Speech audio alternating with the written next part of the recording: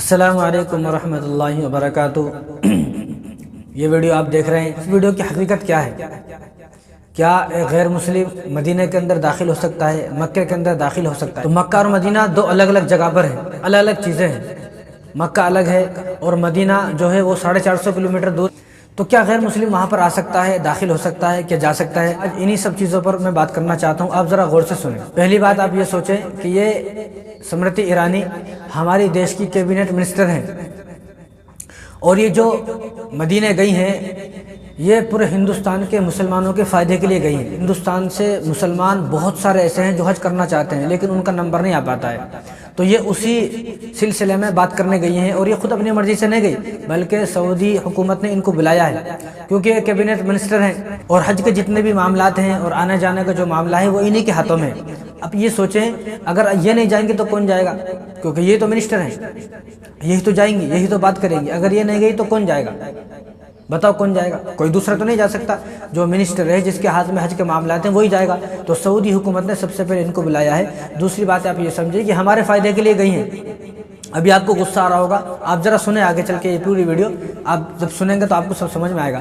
تو یہ ہمارے لیے گئی ہیں، کیوں؟ کیونکہ ہندوستان سے حج کرنا تو بہت لوگ چاہتے ہیں لیکن وہاں پہنچ نہیں پا رہے ہیں۔ تو اس سال انہوں نے بات کی ہے اب 2024 کا جو حج ہے وہ کم سے کم 1,75,000 لوگ حج کر سکیں گے ہندوستان سے، صرف ہندوستان سے۔ اتنی بڑی تعداد میں صرف ہندوستان سے 1,75,000 لوگ حج کر سکیں گے 2024 میں۔ یعنی جن لوگوں نے اب تک 1,43,000 لوگوں نے فارم بھر دیا ہے۔ آئے سال کیا ہوتا تھا، 2 لاکھ 3 لاکھ آدمی حج کا فارم بھر رہے، نمبر ہی نہیں آ رہا، چند ہزار لوگوں کا نمبر آتا ہے۔ اب تک 1,33,000 لوگوں نے فارم جمع کر دی حج کے لیے۔ اب ان میں سے بھی ہر سال بہت کم لوگ حج کر پاتے تھے، لیکن اس سال کم سے کم 1,75,000 لوگ حج کر سکیں گے۔ تو یہ کتنی خوش نصیبی کی بات ہے، پہلی بات۔ دوسری بات یہ ہے کہ وہ ہمارے فائدے کے لیے گئی ہیں، ایک معاہدے پر ان کو سائن کرنا تھا، اس سائن کے لیے وہاں پر گئی ہیں۔ اور تیسری بات یہ ہے کہ جو یہاں پر یہ گھومی ہے اور جو ان کو گھمایا گیا ہے جبل احد اور پہاڑ، اور جو مدینہ میں ان کو گھمایا گیا ہے وہ اپنی مرضی سے نہیں گھومی ہے بلکہ سعودی حکومت نے ان کو گھمایا ہے، سعودی حکومت نے ان کو وزٹ کرایا ہے۔ پہلی بات تو اگر آپ کو کچھ برا بھلا بولنا ہے وہ سعودی حکومت کو برا بھلا بولے، انہوں نے ایسا کیوں کیا؟ اور دوسری بات جو اصل بات ہے وہ یہ ہے جو اللہ تبارک و تعالیٰ نے قرآن کریم کے اندر فرمایا یا ایھا الذین آمنوا انما المشرکون نجس، یہ جو آیت ہے وہ آیت مکے کے بارے میں ہے۔ یہ آیت مکے کے بارے میں، مدینہ کے بارے میں نہیں ہے، کہ مکے کے حدود کے اندر، حدود حرم جو ہے وہاں تک جو حدود حرم ہے اس حدود حرم سے آگے مکے کے اندر مدینہ کے اندر نہیں، مکے کے اندر ایک غیر مسلم داخل نہیں ہو سکتا۔ لیکن یہ جو آیت ہے یہ مکے کے بارے میں آیت ہے، مدینہ کے بارے میں آیت نہیں ہے۔ اور دوسری بات اسمرتی ایرانی جو ہیں وہ مسجد نبوی کے اندر داخل نہیں ہوئی، مدینہ کے اندر داخل ہوئی ہیں۔ مسجد نبوی کا آپ نے دیکھا نا، ابھی ویڈیو دیکھ رہے ہیں کہ مسجد نبوی کا دروازہ ہے، یہاں سے مسجد نبوی شروع ہوتی ہے، ابھی اس سے آگے نہیں ہے، اس سے پیچھے اس سے آگے نہیں ہے، اس سے پہلے ہے۔ تو مسجد نبوی میں داخل نہیں ہوئی بلکہ مدینہ میں داخل ہوئی ہے، مدینہ میں جا سکتی ہیں، غیر مسلم جو ہے مدینہ میں جا سکتا ہے۔ اور امام اعظم ابو حنیفہ رحمۃ اللہ علیہ کا یہ فتویٰ ہے غیر مسلم مسجد نبوی میں داخل ہو سکتا ہے اور دنیا کی کسی بھی مسجد میں غیر مسلم ضرورت کے تحت داخل ہو سکتا ہے۔ اور حضرت عمر رضی اللہ تعالیٰ عنہ نے یہ فرمایا کہ غیر مسلم 3 دن تک مدینہ کے اندر رہ سکتا ہے، تجارت کر سکتا ہے، کاروبار کر سکتا ہے، دکان چلا سکتا ہے، لیکن 3 دن تک۔ لیکن یہاں پر گھر نہیں بنا سکتا، پلاٹ نہیں خرید سکتا اور اپنا جو ہے کوئی فیکٹری نہیں بنا سکتا، بلکہ 3 دن تک یہاں پر رہ کر تجارت کر سکتا ہے، کام کر سکتا ہے۔ فتح مکہ کے بعد رسول اللہ صلی اللہ علیہ وسلم نے نہ جانے کتنے قیدی جو قید ہوئے، فتح مکہ کے بعد جو جنگیں ہوئی اور صحابہ نے بھی جو جنگ کی ہیں اور حضور صلی اللہ علیہ وسلم نے جو جنگ کی ہیں، اور فتح مکہ کے بعد کتنے غیر مسلموں کو لا کر وہ مسجد نبوی کے اندر پلر سے ان کو باندھ دیا جاتا تھا، غیر مسلموں کو باندھ دیا جاتا تھا۔ بعض غیر مسلم ایسے ہوتے تھے کلمہ پڑھ لیتے تھے، بعض ایسے ہوتے تھے کلمہ نہیں پڑھتے تھے تو ان کو ٹیکس لے کر ان کو آزاد کر دیا جاتا تھا، ان کو چھوڑ دیا جاتا تھا۔ یہ حضور صلی اللہ علیہ وسلم کے زمانے میں ہوا۔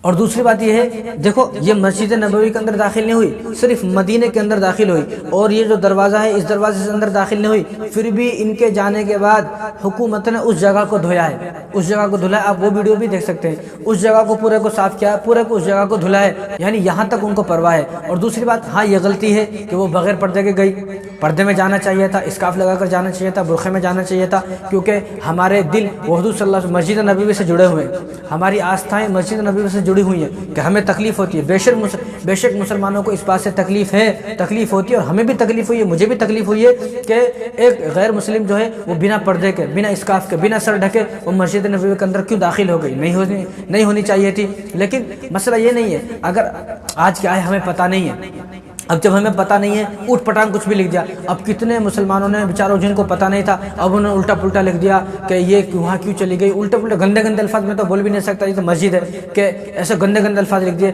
اب وہی گندے الفاظوں کو میڈیا والوں نے اٹھا کر مسلمانوں کو اتنا بدنام کیا کہ پورا سوشل میڈیا مسلمانوں کے خلاف بھرا ہوا ہے۔ آپ دیکھ سکتے ہیں اتنی گالیاں دی ہیں کہ کٹر ہیں مسلمان، یہ ہیں وہ ہیں۔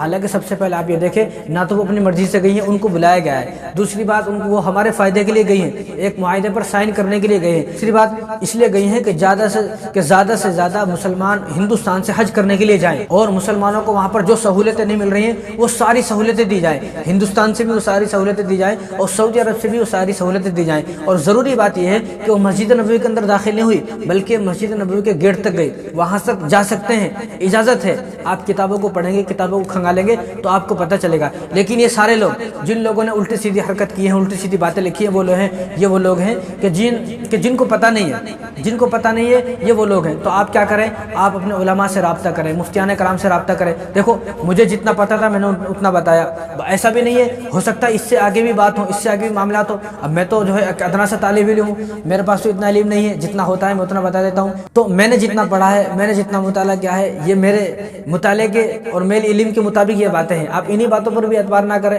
ہو سکتا ہے اس سے آگے بھی اور بڑی کتابوں میں کچھ لکھا ہو۔ تو میں نے جو 2-4 کتابیں پڑھی ہیں اور میرے پاس جو چھوٹا موٹا ٹوٹا پھوٹا علم ہے، اس کے حساب سے میں نے آپ کو یہ باتیں بتائی ہیں کہ غیر مسلم مدینے کے اندر جا سکتا ہے لیکن مسجد نبوی کے اندر داخل نہیں ہو سکتا۔ لیکن جو وہ آیت ہے مکے کے بارے میں کہ مکے کے اندر تو ہرگز غیر مسلم داخل نہیں ہو سکتا۔ اگر مکے کے اندر جس طرح یہ داخل ہو گئی ہیں، مکے کے اندر اگر اس طرح کوئی غیر مسلم داخل ہو جائے تو یہ ظلم ہے۔ اور جو لوگ اس طرح داخل کریں گے مکے کے اندر غیر مسلموں کو، ہم تو ان کے لیے بد دعا کرتے ہیں کہ اللہ ان کو ہلاک و برباد کر دے۔ لیکن وہ مکے کی بات ہے، لیکن مسلمانوں کو تکلیف تو یہاں سے بھی ہوئی ہے، کیونکہ ہماری محبت وہ مسجد نبوی سے حضور صلی اللہ علیہ وسلم سے جڑی ہوئی ہے، تو ہماری آستائیں، ہماری محبتیں وہاں سے جڑی ہوئی ہیں، تو ہمیں تکلیف ہوتی ہے۔